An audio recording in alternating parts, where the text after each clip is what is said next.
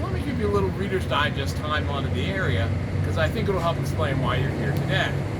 From about 1,000 years before Christ to about 1,200 after, the Toltecs lived here. They're an indigenous tribe. They feel every mountaintop has its own deity.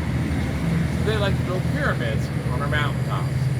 If you're hikers, hike up our mountains, you'll find pyramids, or the remains of pyramids. You may find a chapel, because much later the Spanish come, they knock down those pyramids and use those same stones to build chapels. Around 1200, they disappear. No one knows now if it's a political change or a climate change. But they're gone.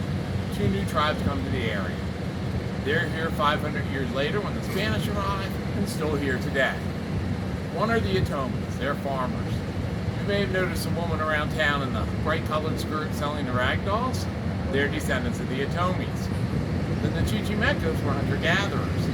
When the Spanish got here, they immediately went to war against the Chichimecas. It was called the Battle of the Barbarians back in 1530. How the whole thing ended was a giant cross appeared on our southern mountain range. Had you been a conquistador, you were Spanish and Catholic, you see a giant cross in the sky, you're going to assume God's on your side, so you stop fighting. But for the indigenous, any intersection of 2 lines represented the meeting of male and female, which for them meant the divine, which meant God was on their side, and they stopped fighting also. All this happens on the feast day of St. Michael, and that's why we're called San Miguel. Originally, we were San Miguel de los Chichimecas. In today's world, we're San Miguel de Allende for the founding father of Mexico. A little naming trivia for you. We're the first city in Mexico not built upon an indigenous site. So we're the first city with a Spanish name, San Miguel. Other towns nearby, like Atotonilco, Guanajuato, Querétaro, they all keep the indigenous names they always had. For that 300 years in the Spanish Inquisition, from 1520 to 1820, we're at our economic peak because we're on the silver route. Conquistadors will come with wagon trains, pass through town, pick up our fabric, go up to the mines, pick up the silver, come back through town on their way to the coast, and send the silver back to Spain. In 1820, with the revolution from Spain, we plummet into an economic depression. We're so poor that architecturally nothing changed, which in the long run ends up being a really good thing.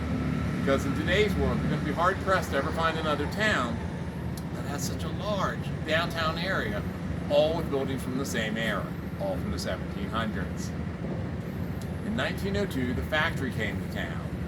All the men in your life, your dad, your uncles, your grandfather, they all would have worked at the factory making that white muslin material, originally for shirts and pants, and by the time it closed in the 1990s, it was for the whites for tennis shoes. In the 40s, an American came to town named Sterling Dickinson. He starts building art colleges, because his big goal in life is to get those veterans coming back from World War II. Guys, use your VA benefit. Come down here, get a bachelor's in art for a fraction of the price that it costs up north. And that opened us up to tourism from the north.